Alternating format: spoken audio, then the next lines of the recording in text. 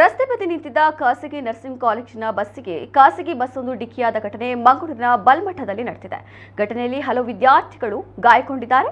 ರಸ್ತೆ ಬದಿ ಬಲ್ಮಠದ ಖಾಸಗಿ ನರ್ಸಿಂಗ್ ಕಾಲೇಜಿನ ಬಸ್ ನಿಂತಿತ್ತು. ಈ ವೇಳೆ ವೇಗವಾಗಿ ಬಂದ ಖಾಸಗಿ ಬಸ್ ಡಿಕ್ಕಿಯಾಗಿದೆ. ಮಂಗಳೂರಿನಿಂದ ತೊಕ್ಕೊಟ್ಟು ಕಡೆಗೆ ಖಾಸಗಿ ಬಸ್ ತೆರಳುತ್ತಾ ಇತ್ತು ಎಂದು ತಿಳಿದು ಬಂದಿದೆ. ಈ ಬಗ್ಗೆ ಮಂಗಳೂರಿನ ಕದ್ರಿ ಸಂಚಾರಿ ಪೊಲೀಸ್ ಠಾಣೆಯಲ್ಲಿ ಪ್ರಕರಣ ದಾಖಲಾಗಿದೆ.